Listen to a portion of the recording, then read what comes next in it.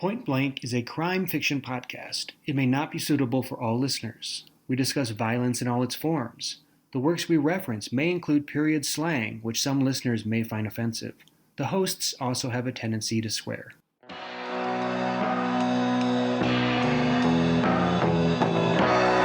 Episode 11, The Doomsters by Ross Macdonald.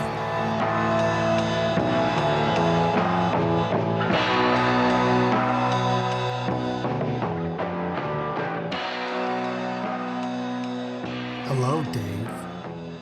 And welcome back to Point Blank in the second part of our episodes on Ross Macdonald's The Doomsters. How are you today, Justin? Quite well. I am excited about talking about this book. There's a whole lot to talk about. It's a fun, fun addition to the Lou Archer series. It certainly is, and an important transition novel for Ross Macdonald. And to get us started today, would you like to give us a summary of The Doomsters? Yes, I would be happy to. So, The Doomsters was published in 1958, and it's the seventh book in Macdonald's Lou Archer series.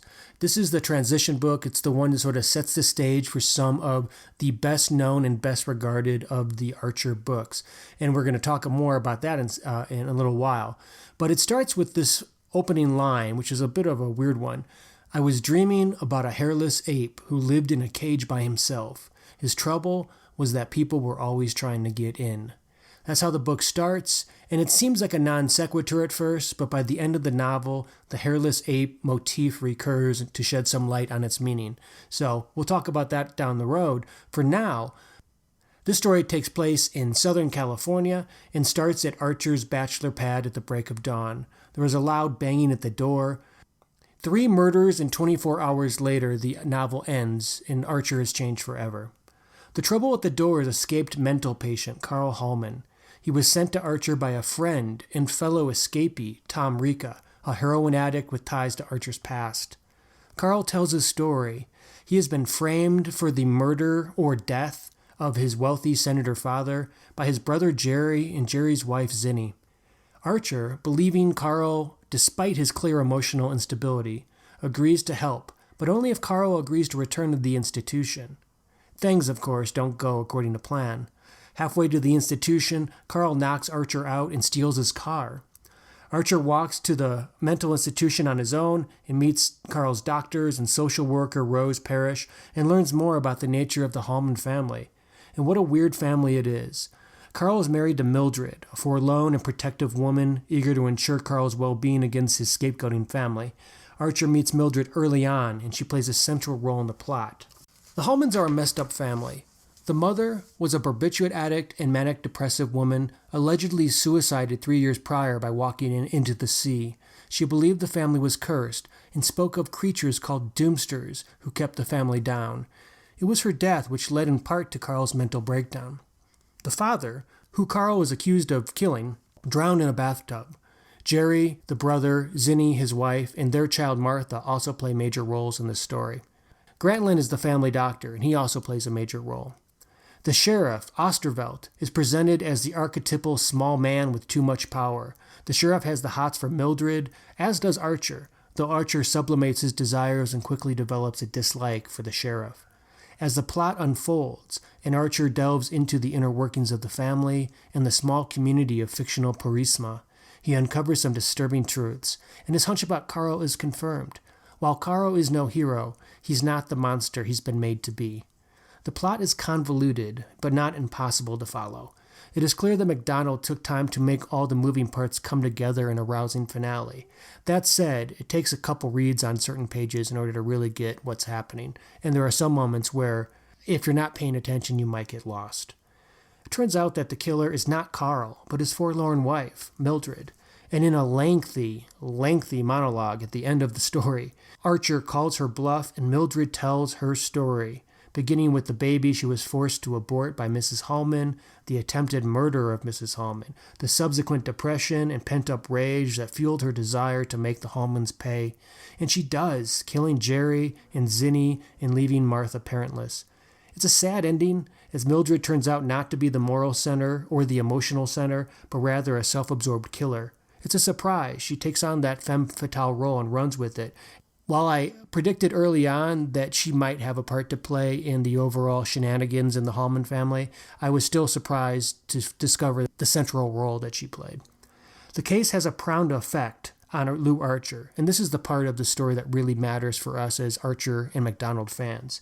We see him struggle with what he witnessed in the Hallman family, and we see him change. He ruminates on guilt and culpability, showing us readers that whatever we knew about Archer was an incomplete picture. This is the moment that Archer leaves Marlowe and Spade behind and becomes a singular creation and contribution to crime fiction literature. Archer is his own man, an introspective student of the human condition. It is through his eyes that we bear witness to a family falling apart. Less cynical than Marlowe, less of a brawler than some PIs, Archer seems to have a genuine interest and perhaps love for his fellow and sister humans. Ross Macdonald is a good writer. This is a good book. 4 kill shots.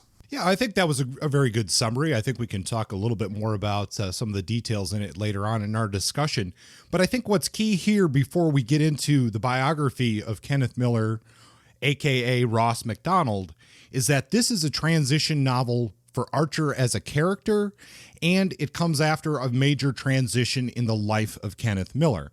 And Kenneth Miller would say, and he basically used Ross Macdonald later in life as interchangeably. I think he answered to both names, as well as he said that the character Archer, he said this, I wasn't Archer exactly, but Archer was me. And, you know, there's a very thin line between Kenneth Miller, Ross Macdonald, and the character of Archer. You know, some people mentioned that when they were doing a filming of a possible Archer television show, anytime anyone on the set said Archer, Miller's head would pop up thinking that they were addressing him. So we'll get into why this is a transition in both Kenneth Miller, a.k.a. Ross Macdonald, a.k.a. Archer, his life in just a minute. But let's look a little bit more into the life of Ross Macdonald. First of all, he was born in Northern California in Los Gatos on December 13th, 1915. Both of his parents were Canadian, and he would circle through Canada and the United States throughout his life. His parents had a difficult relationship. They had moved to the West Coast to find a better atmosphere to have a child. His mother had had some stillbirths prior to that. And really, when you look at his parents, you couldn't really find two people who could possibly be more opposite. His father, John Macdonald Jack Miller, he was the son of a Scottish newspaper man. He had started a couple of newspapers himself. He was also a sailor and a writer. And he was a free-thinking atheist. He was interested in Marxism. He had family that was connected with the mob. Now, his mother, Anna Miller, she was from a strict religious family. She was a former nurse, and the relationship between these two did not last long. They moved after Ken was born from California to British Columbia in the Vancouver area, and until they separated when he was 4. I don't believe they were ever officially divorced, but that's when they parted ways. And Ken went with his mother and lived in Kitchener, Ontario. And this was a difficult childhood for Ken. But by the time he would be 16 years old, he had lived in 50 different places. His mother's family was hard on him. They were, as I said, very strict religious. His mother and father were basically both broke his entire childhood. And his mother would be forced to beg on the streets for money for food. This led to Ken being a bully. It's said that he had sex for the first time when he was 8 years old, when he took advantage of a disabled older teenage girl. And then he had sex with other boys as well. And he had a tough childhood. He was hopped around from family member to family member. They knew he was intelligent, but he was also a troublemaker. By the time he was a teenager, he was hanging out with criminals, with pimps and prostitutes, gamblers and the like in pool halls. But he was still reading. And he would discover the works of Dashiell Hammett. And in a lot of ways in some ways that changed his life. As a late teenager in 1933, his father died at the age of 59, and he occasionally would see his father, but his father died from complications after diving in to the water to save a drowning man. His father was known as a strong swimmer. And 3 years after that, his mother would then pass away, and she would die of a brain tumor. And it's somewhere during this time period where Ken had the realization that if he didn't change his life, he was basically going to become a career criminal. And somewhere in there, he focused in on his studies. And despite the fact that his mother and father were very poor, an aunt had put a life insurance policy on his father. This gave him some money to travel to Europe, and this is in the late 30s, just prior to World War II, and he got a chance to bicycle around Europe. And I think that experience, that travel experience, was something that really changed his life. From there, he really embraces academia. He wants to, he wants to study. He wants to teach. He has the possibility of going to Harvard. That doesn't work out.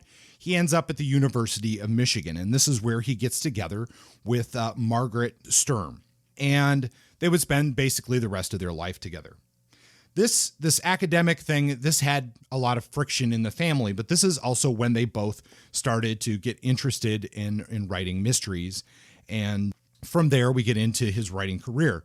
Ken would take a break from academia to serve in World War II in the U.S. Navy, where he was a communications officer, and that's when he would work on his second novel. His first book was The Dark Tunnel, and the second book, which he wrote while serving the Pacific, was Trouble Follows Me.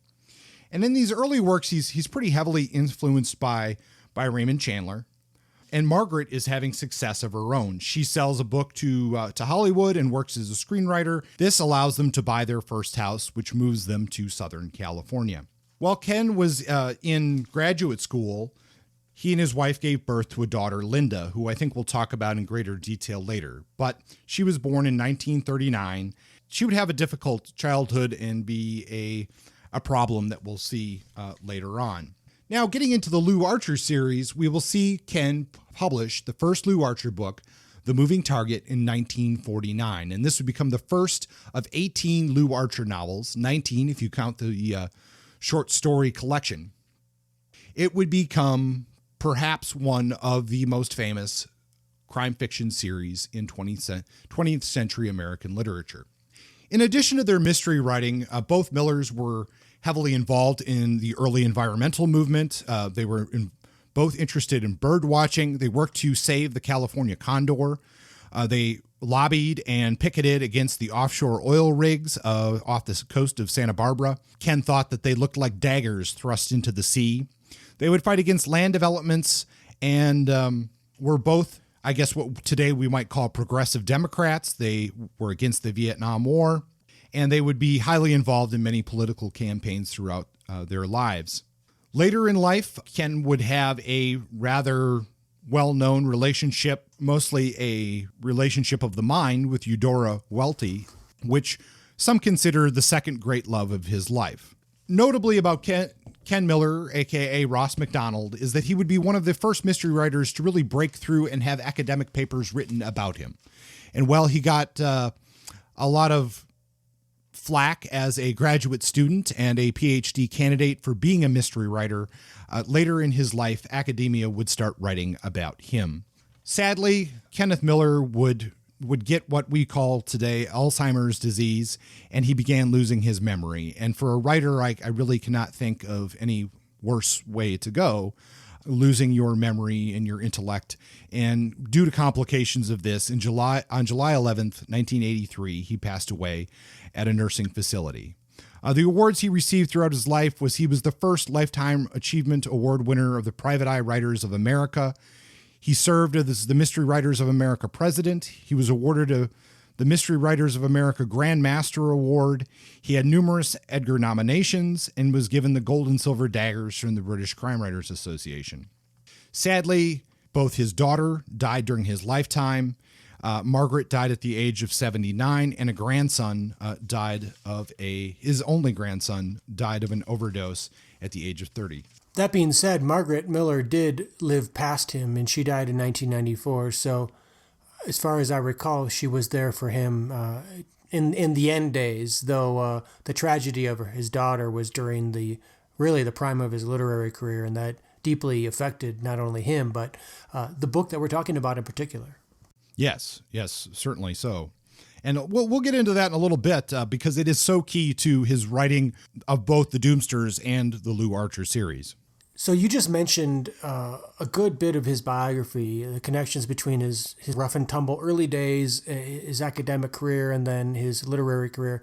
I was surprised upon hearing about his troublesome youth. I did not expect that from him, given that he had gone and acquired a PhD at Michigan. I assumed he was more of a dandy, but no, he had trouble. He had a rough childhood, and he got into petty crime, and it could have gone a different direction for him, but it ended up not being the case. In the biography that I read, Ross Macdonald by Tom Nolan, which I have to say was actually a pretty good biography compared to some that we've read so far.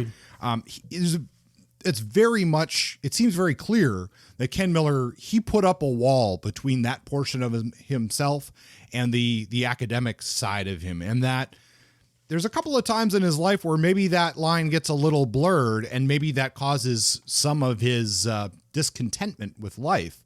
But he did that very consciously, it seems. Yeah, it's like he had some strange ability to compartmentalize in a way that not everybody does. He was able to commit a crime and beat somebody up, and then like walk into the classroom and just get straight A's and be really focused, and then turn around and be a hoodlum again. Like you could turn it on and off like a switch. So let's talk a little bit more, just briefly, about this book, The Doomsters, before we get into the characters. But I thought it was interesting that this is actually a reworking of a short story that he wrote for Manhunt magazine called The Angry Man. And I didn't read that, but that's where he started the basis of this book, The Doomsters, from. And Miller would call this book a diary of psychic process. And I could see that, especially given what we've learned about his personal life that was happening at the time of the writing.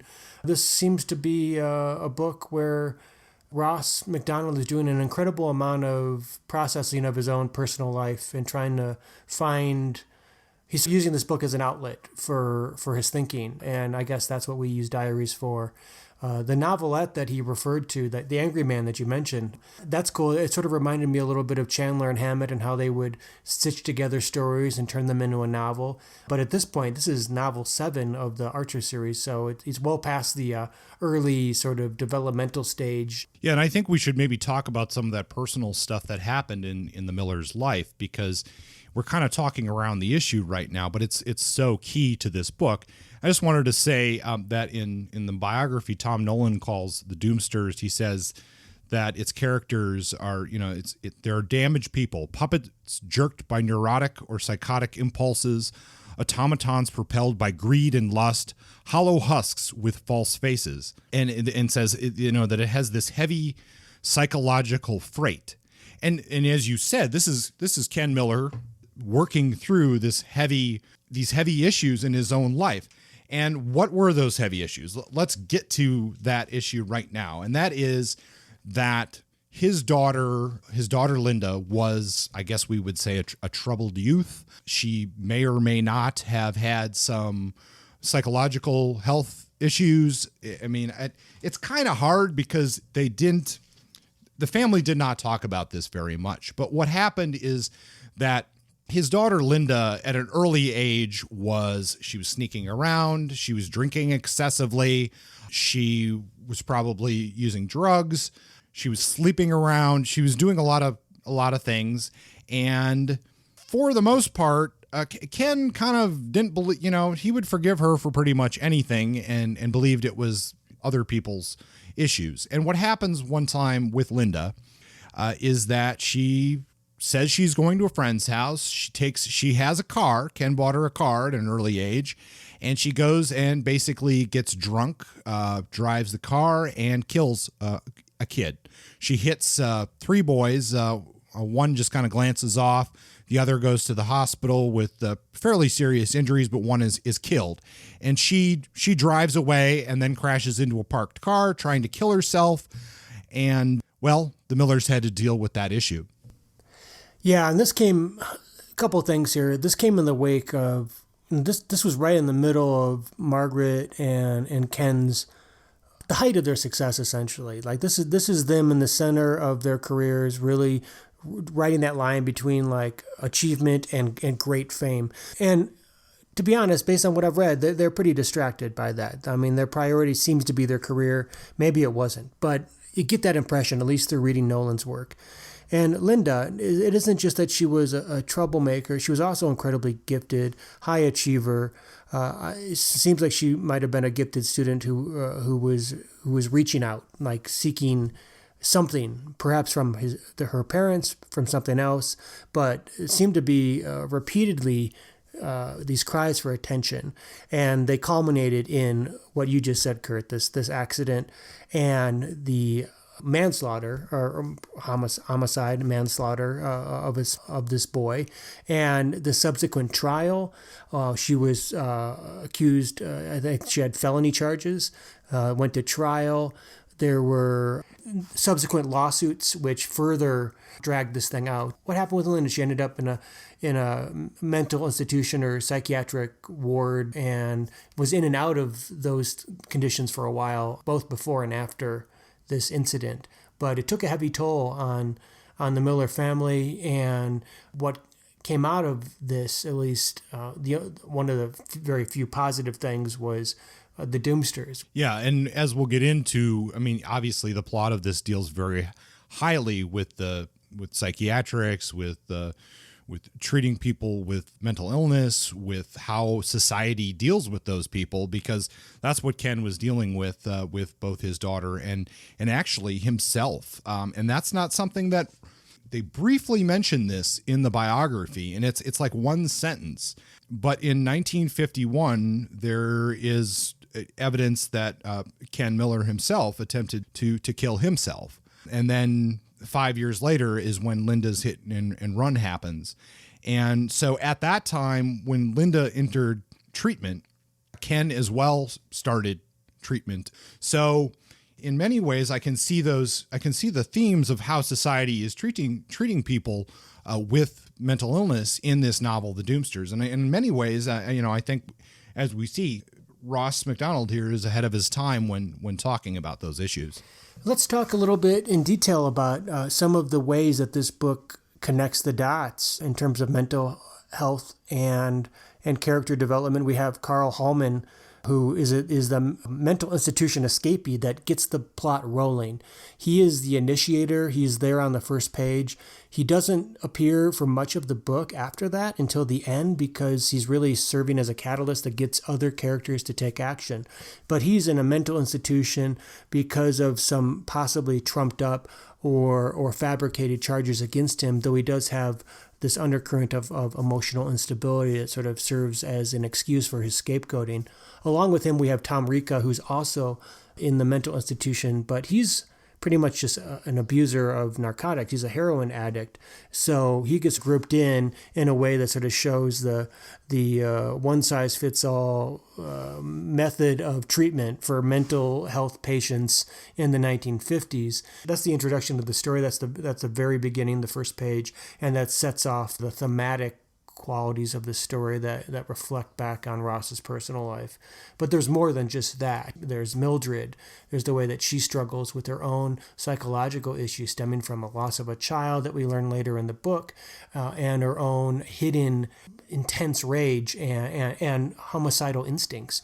And we have Archer himself, who feels deep regret for his own psychological regrets for mistakes he made in regards to dealing with Tom Rica when he was a young hood seeking help, and his own complicated relationship or feelings for Mildred, who he knows he shouldn't pursue, but he has these desires anyways. And it seems like he's always sort of reverting back to this internal struggle with thinking one thing and knowing that that's not right to think that, and trying to come to grips with these complexities. I mean, that's just the beginning. It seems like almost every step of the way in this story, somebody's struggling psychologically with some issue, and the way out is not easy. Like literally every single character of substance in the story has that predicament. Do you see that, or am I off? No, I think you're completely on. I was thinking the exact same thing as you were saying that, is that all of the major characters have something deeply going on with them. And, I think it's interesting how Macdonald sets up this Carl's character as and sets him up with Archer in the way that Archer is. Everybody thinks Carl's guilty, basically, except Archer. And I mean, there's so much psychological complexity going on here that it's hard to break it all down, because I think Macdonald is definitely, because he has such a close connection with Archer the character. I think what he's saying when you look at Carl is he's saying, well, look, this guy is who the state and the family say is crazy, but he's not. He's not really. He's just suffering from some minor, by the end of the book, like, he's dealing with difficult things, but that doesn't make him necessarily crazy. Yeah, he's just stressed out. And, everybody has that. So where do we draw these lines? Yeah, and Archer isn't judgmental about that. But then when we look at all these other characters who have all these other issues going on, first of all, they all stem from something. No one is really just out there as, hey, there's a crazy person. That's a nice thing that Ross Macdonald does here, is that he gives a legitimate reason, whether it's drug addiction, or if it's a loss of a child, or if it's weird family dynamics, or what have you. There's a reason for all of this psychosis. And that raises a point. I mean, is this the first, especially of the Private Eyes, but is this not the first author we've had who's really plumbed the depths of these character experiences and revealed characters to be complex and gray and not motivated by one single thing, but these complex portraits, these palettes of emotions and drives and urges that conflict? Like, every one of these characters, even minor characters that play a short role, seem like they're struggling with something, and they feel real in a way that it's so easy to just skip over when you're writing a classic hard-boiled story. And that's what Archer and this series is doing with the Doomsters. Macdonald is taking these sort of 2-bit characters and just blowing them up and giving them this depth and complexity. Many people credit Archer as being the first humanitarian detective. Well, I see it in this story. I mean, yeah, he's one, he's a listener. He doesn't really, what does he do? How many fistfights or moments of gunplay does he get into? Not very many. He listens, he thinks, he instructs, but a lot of times it's so much his inner monologue and his processing, almost as a counselor, as much as a counselor as a detective. Yeah, and I think Nolan says in the biography, he says that this book, Macdonald is saying goodbye to the simplistic view and situations of the hard-boiled school. And boy, is that ever true.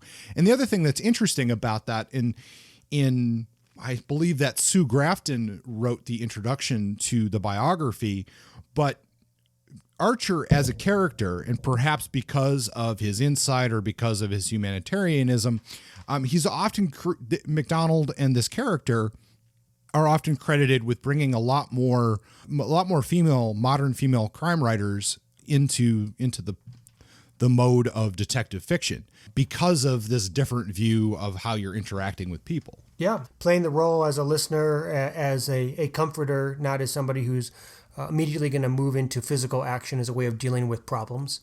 He doesn't attempt to solve the problem of Carl Hallman by getting into a fist fight with his brother Jerry. It doesn't happen. He is patient and reflective. And yeah, that's not the typical terrain of the hard-boiled detective. And that's definitely something new, at least to me, and apparently to these critics who commend him for maybe transcending the genre and making this field a little bit more open to women and other folks who feel that the hard-boiled label is more like a straitjacket than a meal ticket.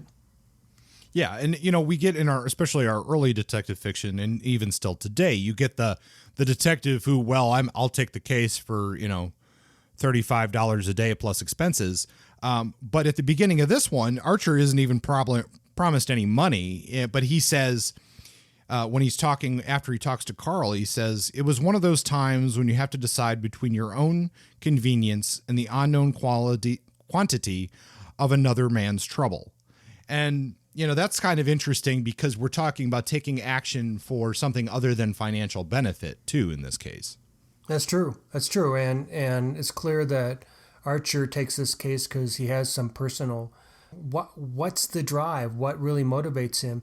And we find out later on that he does have this relationship with Tom Rika, but it's not clear at the beginning, other than the fact that Carl comes to Lou Archer's house because he was referred to him by this other escapee, Tom, who's the heroin addict. And we don't learn of Lou Archer and Tom's personal history until deeper into the book, but it reveals Archer's own psychological struggles, reflections on mistakes he made, and that might serve as the motivation that guides him into this case, willing to work for free and get into this trouble without any particular end game for himself. Maybe he wants to resolve this past mistake and try to find some way of putting that to rest in his own Doomster tormented mind.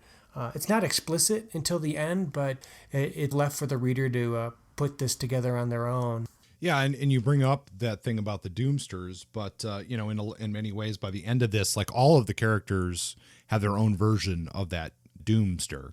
And I just wondered, we really haven't discussed that many of the characters yet, but is there anybody who stands out to you? Well, that's a good question. I mean, I gotta say, this is easy, but I do like Mildred.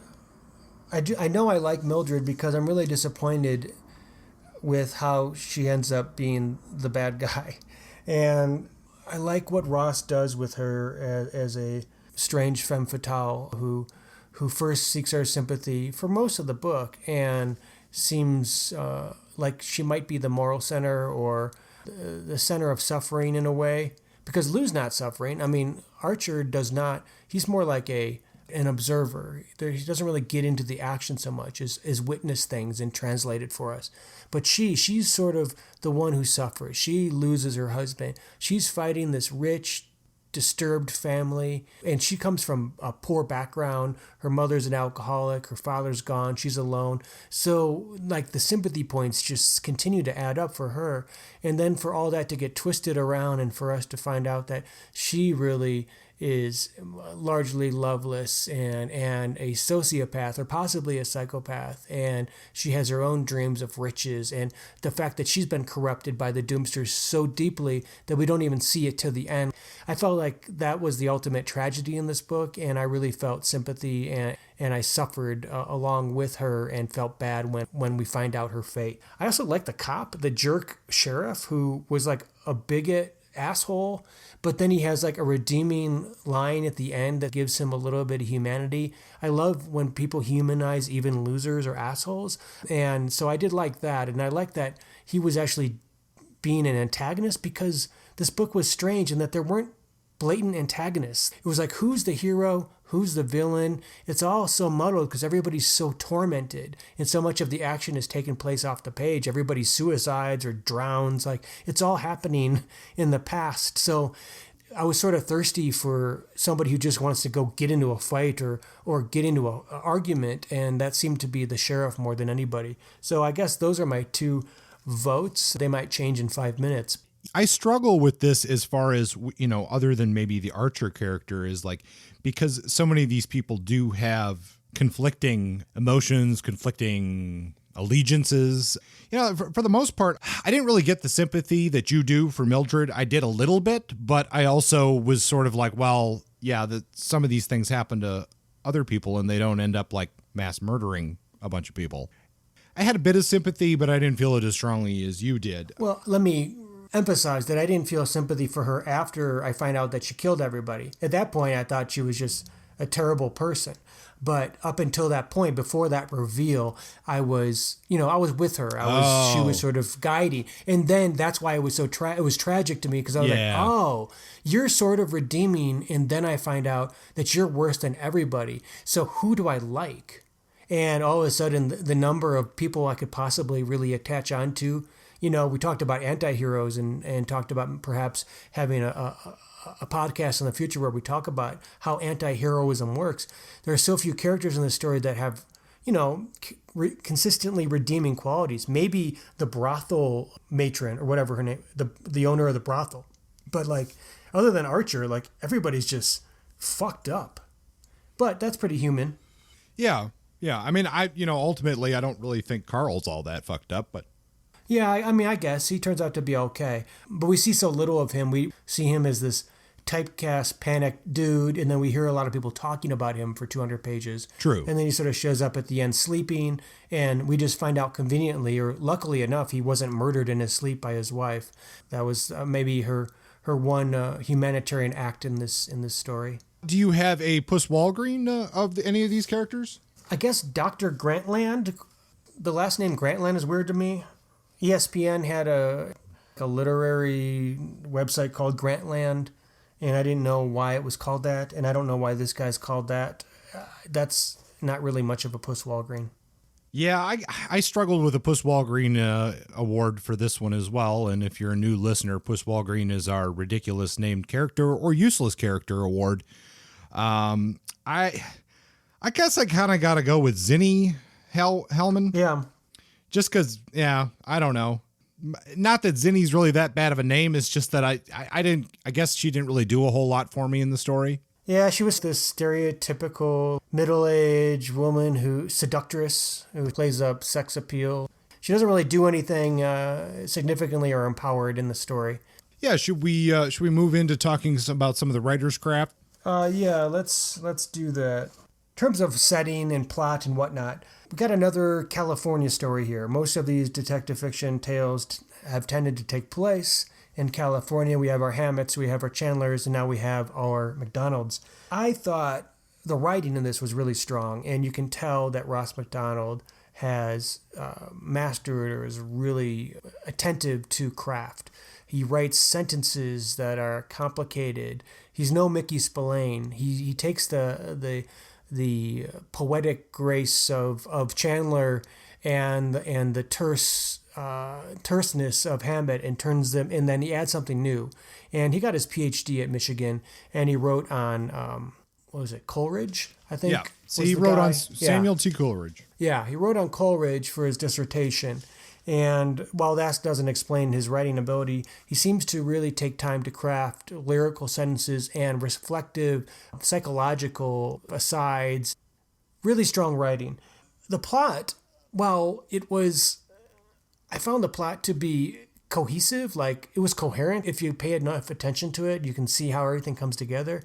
But I will admit, I struggled with the way that the plot was presented because so much of it was saved for the last minute when we actually learn of who the murderer is and how everything played out.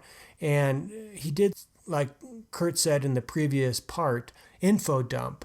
What's her name? Mildred served as a monologuist who just rehashed everything that she did from the moment of her first psychological issue with the Hallmans all the way through to her most recent murder, because we find out that she's a murderer and she's culpable for most of the criminal activity in this book related to murder.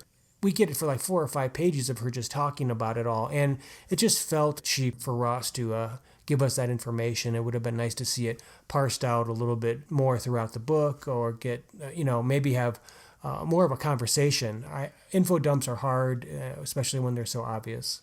For me, one of the biggest things that sticks out is just this theme of, in a larger term, social justice that we've talked a bit about, how Ross Macdonald reflects on the society's view of mental illness. But, I think that is such a big theme in this. And Macdonald Miller is really saying something profound in this book. We get the character of Carl, who is the one who has been committed.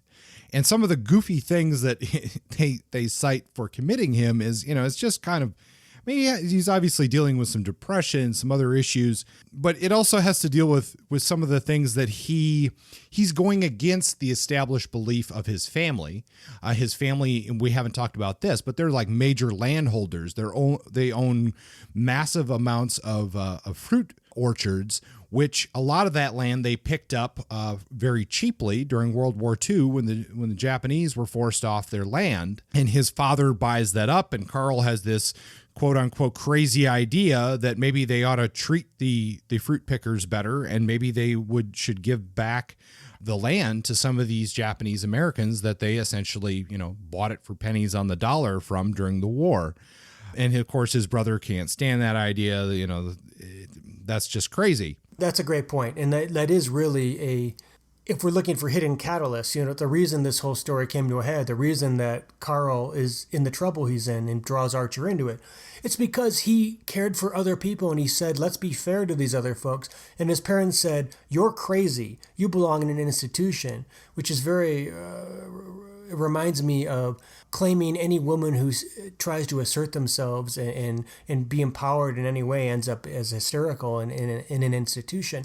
It's this really reductive idea that if you're not sticking to the status quo and playing good capitalist, if you're not playing to the status quo, you have a mental deficit. And Ross Macdonald looks that square in the eye, and he doesn't comment on it in a way that he doesn't let that reductive attitude fly.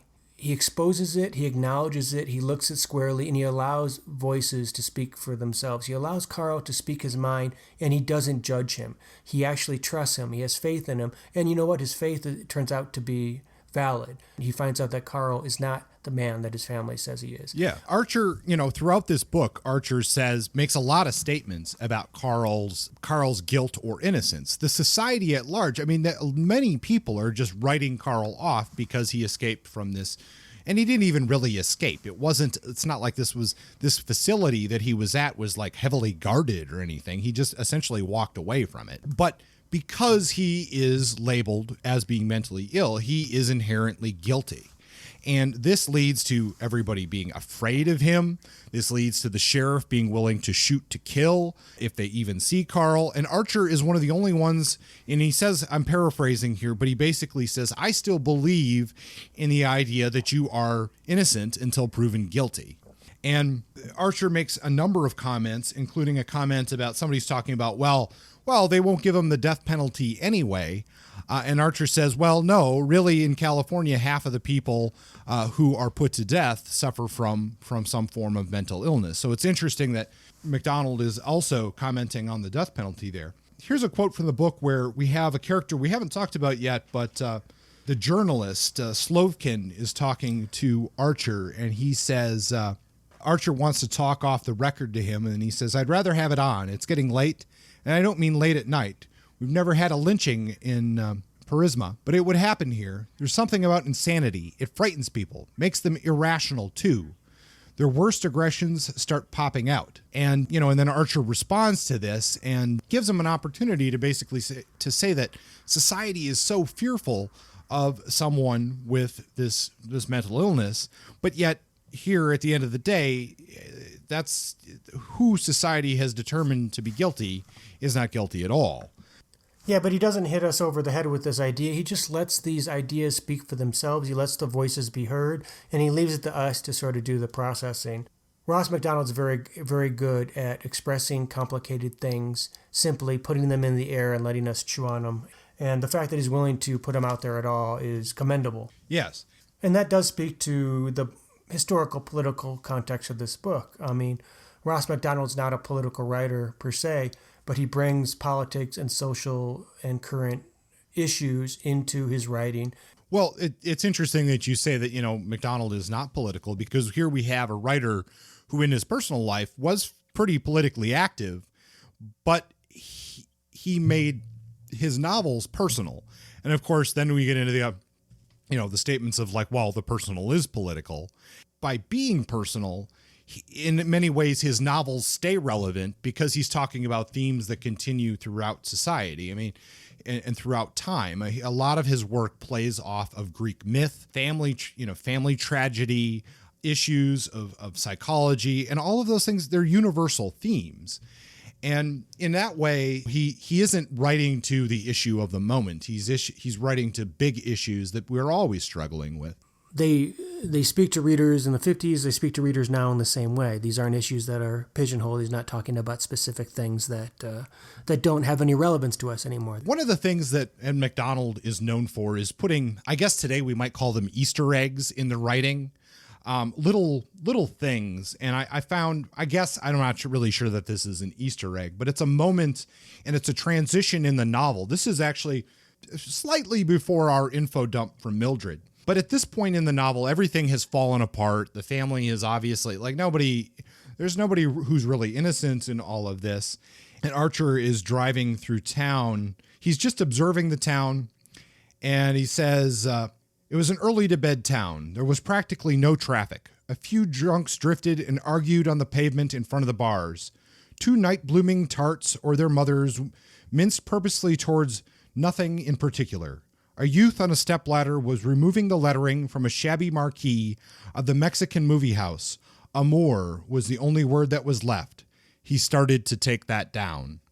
And I thought that like, because of the timing in this, like, so obviously Amor is love, and that love has totally fallen apart in this novel by that point. And it was just a beautiful little, I don't know, symbolism of what was going on in the novel. Yeah, it was a nice little literary flourish. I noted that too. I was like, this is so deliberately planted right here, and he just seems to be very self-aware of his plot and the deeper themes that he's trying to. This isn't just a crime novel. He's speaking to these deeper themes, and those little moments like that reveal his hand in a way that I found to be lovely. I mean, it's just really solid stuff. So what about legacy? Maybe we won't know how to answer this until we read the Galton case, but in terms of legacy, what does Ross Macdonald do for you, and what do we do with this? Well, first of all, I think the legacy of the Doomsters, as the book itself, is that this is the transition novel for Lou Archer as a character. This is the novel that changes both Ross Macdonald, Ken Miller as the author, and Lou Archer is the character, and propels it beyond just a very well-written detective novel and into something much different. And, you know, we see especially at the end of this, how Archer is changed by his realization of how he dealt with the Tom Ricca character when he could have helped him out more as a child, and how that maybe propelled into this case that Archer has to deal with. William Goldman, a screenwriter, would say that the Archer novels are the finest detective novels ever written by an American. And we would see similar treatments from critics and writers, other writers, academics, over and over about how Ross Macdonald bridged the gap between detective fiction, mystery fiction as a genre piece of fiction, and making it worthy of academic attention, making it propel itself beyond the genre of which it's in. You know, even though Ken Miller himself would be somewhat rejected in his attempts to get his PhD published and his road to academia would begin to study him as a writer. He would have conferences in his honor. He would have academic papers written about him in his lifetime, and would still have academic papers written about him today.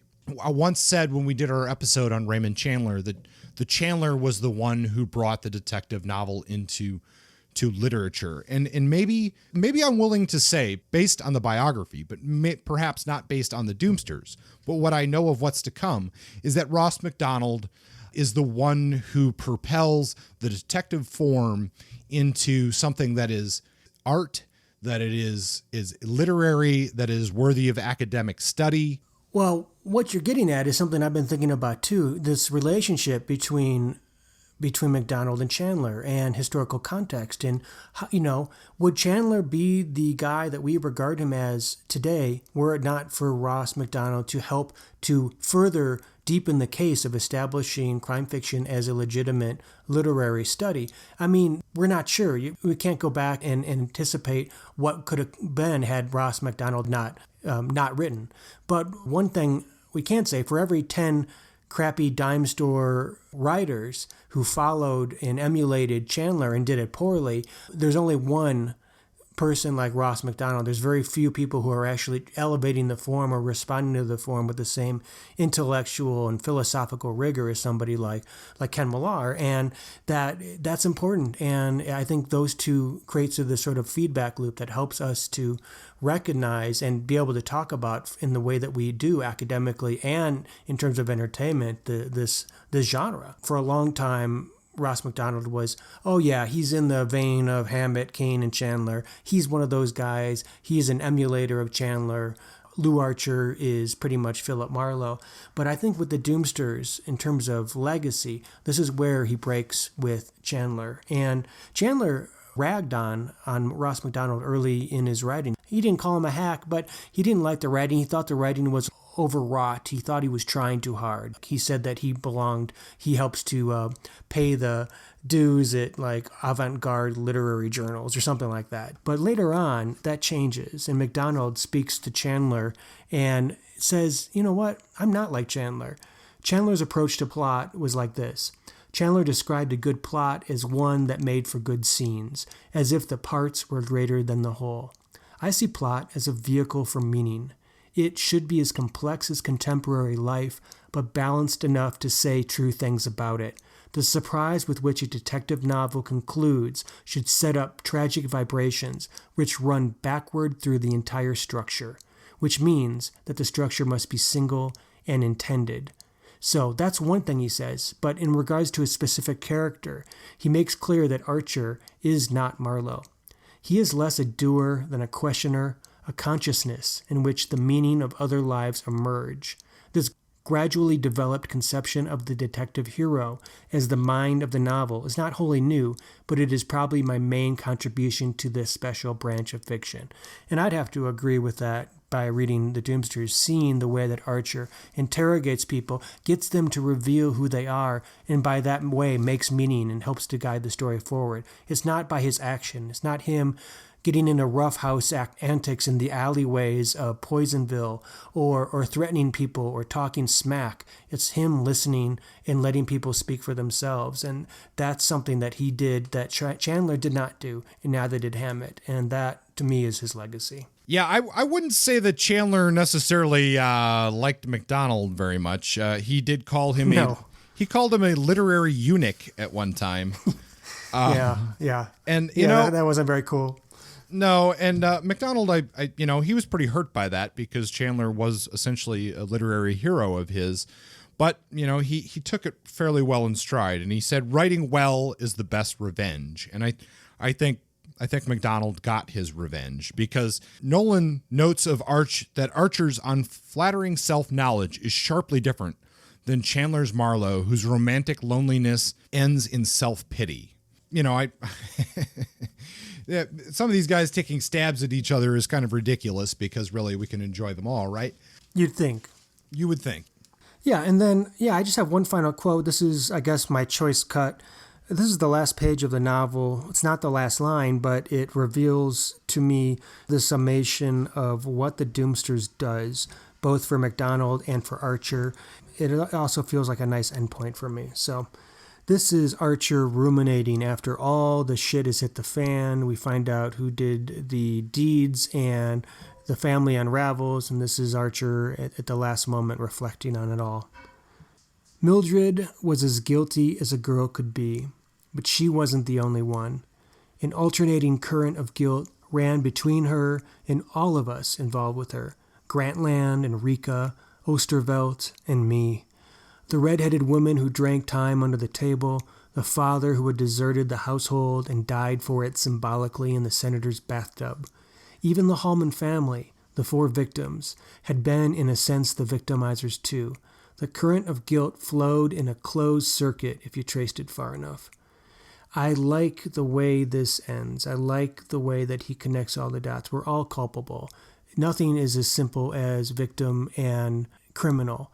We are all part of this crazy closed circuit where we impact each other. The stuff we do early comes back to haunt us later, and we can't just point fingers and assess blame willy-nilly. We got to think about things in this complex way that Archer begins to do in the Doomsters and does throughout the rest of his literary career. So I really like this book. I can't wait to read The Galton Case. Yeah, indeed. And there you go, listeners. We are all guilty. And you're guilty of wasting your time listening to us again for another episode of Point Blank. On upcoming episodes, we have episode 12 is going to be The Maltese Falcon by Dashiell Hammett, a classic noir hard-boiled piece that we have saved for the end of our 12-episode arc. Episode 13 is going to be Queenpin by Megan Abbott. And we will explore Nordic Noir with The Girl with the Dragon Tattoo in episode 14. In episode 15, just to give a little teaser and a clarification, because we haven't mentioned this yet, episode 15, we're going to explore John D. Macdonald's Flash of Green. This is a Florida noir author, and one of the author actually, that wrote Ross Macdonald a letter early in his career to tell him to change his name, because Ross Macdonald at that point was going by John Macdonald as well. And he changed his name first to John R. Macdonald and finally to Ross Macdonald. If you want to get in touch with us, the best ways to do that are on Facebook at Point Blank Hardboiled Noir and Detective Fiction. We also have a subgroup if you want to do further discussion. You can reach us on Twitter at Point Blank Noir, or send us an email at pointblanknoir@gmail.com. Spread the word, tell your friends, give us a good review on iTunes, and we look forward to talking at you next month. See you again next time. Bye-bye.